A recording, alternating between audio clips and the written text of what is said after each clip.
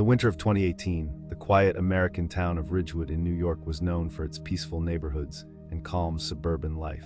It was the kind of place where people rarely worried about crime and where most residents believed nothing truly dangerous could ever happen. The streets were lined with small family homes, tall trees and warm porch lights that stayed on through the night. But on November 17th, something happened that slowly turned this peaceful town into the center of one of the most disturbing criminal investigations the community had ever experienced. On Maple Street, house number 72 stood quietly among several other homes that looked almost identical. A young couple named Emma Carter and Daniel Carter had recently moved into that house just a few months earlier. For them, it felt like the beginning of a comfortable new life. The house had been surprisingly affordable compared to other homes in the area, and the quiet neighborhood made it seem like the perfect place to settle down. The previous owner had sold it quickly, and nothing about the property seemed unusual at first. However, what Emma and Daniel did not know was that the house had a long and disturbing history that had never been fully discovered. Late that night, as light rain fell outside and the streets of Ridgewood grew silent, the first strange event occurred. At exactly 2:11 in the morning, the quiet inside the house was broken by the sudden ringing of the landline phone in the living room. Emma woke up to the sound and slowly walked out of the bedroom. Still half asleep, the house was dark and quiet as she reached for the receiver and answered the call. When she spoke into the phone, there was no response from the other side. For several uncomfortable seconds, she heard nothing but faint breathing through the line. The breathing was slow and steady, as if someone was quietly standing there listening. Before Emma could say anything else, the line suddenly disconnected. She assumed it must have been a wrong number and tried to ignore the uneasy feeling that followed. The next night, the phone rang again, and what made the situation more unsettling was that it happened at exactly the same time. At 2:11 in the morning, the loud ringing once again echoed through the house. This time, Daniel answered the call while Emma stood nearby.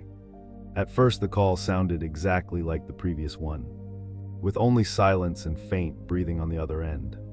But after a few seconds, a voice finally spoke. The voice was quiet, calm, and strangely cold, almost as if the person speaking was standing very close to the receiver.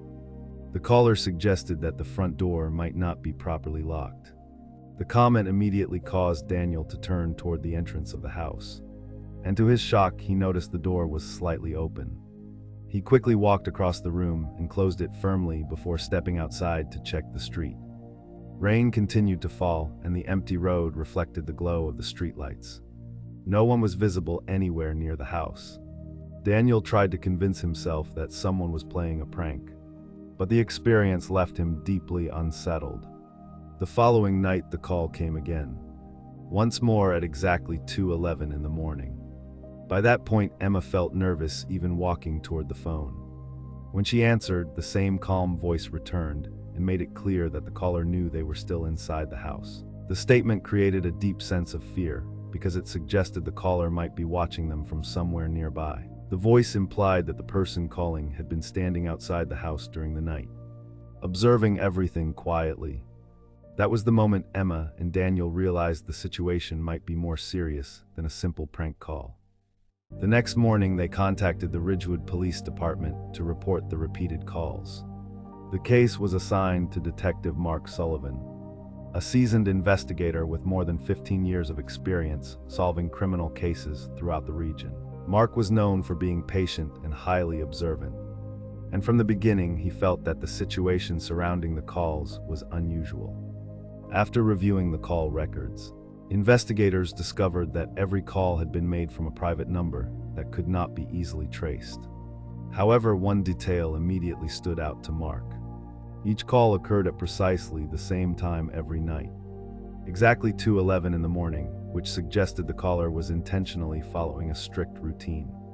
Mark believed the person responsible might be somewhere close to the house.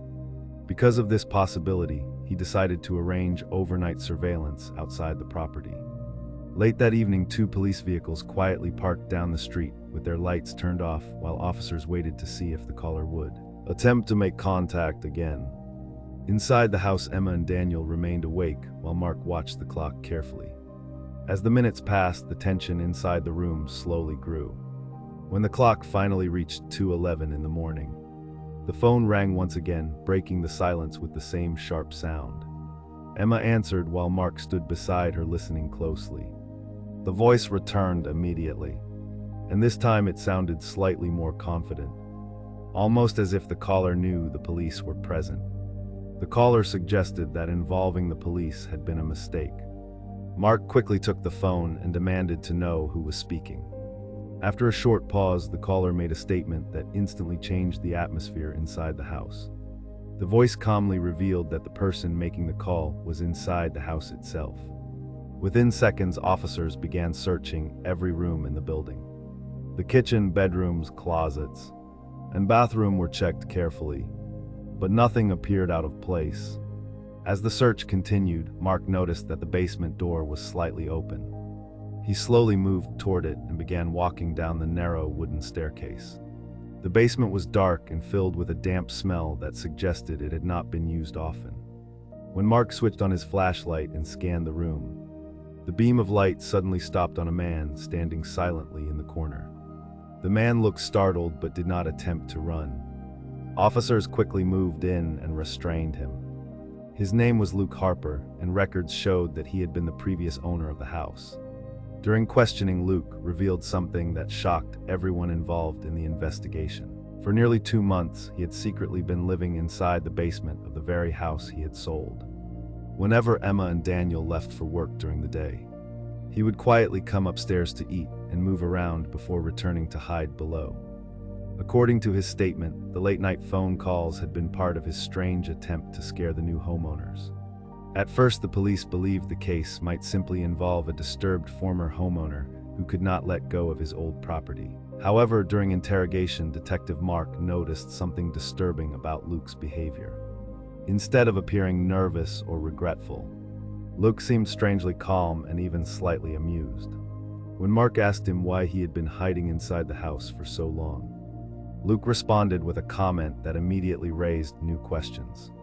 He explained that although the house had been sold, the real secret of the house had never been discovered.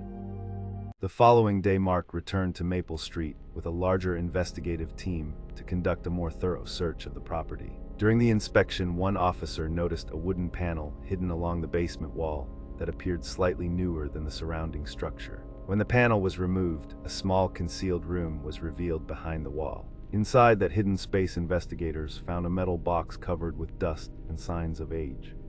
When Mark opened the box, he discovered a collection of photographs showing different families and individuals who had once lived in the house over the past 20 years. Each photograph had a date written on the back. Some of the images were decades old, while others were much more recent. When detectives began checking the names connected to those photographs, they uncovered a disturbing pattern. Every individual in the photos had been reported missing at some point in the past. The discovery transformed the investigation from a strange trespassing case into something far darker. Authorities immediately ordered a full excavation of the basement floor to search for possible evidence hidden beneath the structure. As the digging began, officers soon uncovered the remains of several human skeletons buried beneath the foundation of the house. The discovery confirmed that multiple murders had taken place at the property over many years. However, the most shocking discovery occurred when investigators found a mobile phone sealed inside a protective bag near one of the skeletons. When the phone was turned on and the call history was examined, the final outgoing call recorded on the device showed a familiar number. The call had been made at 2:11 in the morning, and the number dialed belonged to Emma Carter. At that moment, Detective Mark realized something that completely changed the direction of the investigation. The calls had not been coming from outside the house at all. They had been made from within the property itself. Emma was immediately brought in for questioning. When she entered the room, Mark noticed that her expression had changed. The fear she had shown earlier seemed to have disappeared. Instead, she appeared calm, almost relieved. As the investigation continued, detectives discovered that Emma Carter was not her real identity. Records revealed that she had used several different names over the years, while moving between cities and forming relationships with various people. In each case, the people closest to her eventually disappeared without explanation. The house on Maple Street had become the perfect location for her crimes, allowing her to hide evidence beneath the basement while creating the illusion that she was simply another victim. Luke Harper, the man found hiding in the basement, had unknowingly stumbled upon evidence of the truth, but had been too afraid to report it. By the time police uncovered the full story, Emma had already manipulated the situation in a way that kept suspicion away from herself. The midnight phone calls, the fear, and even the police investigation had all been part of a carefully constructed plan. The quiet town of Ridgewood eventually learned a disturbing lesson from the events surrounding Maple Street. Sometimes the most dangerous person is not the stranger hiding in the darkness. Sometimes the real danger is the person standing quietly beside you, pretending to be afraid while secretly controlling everything.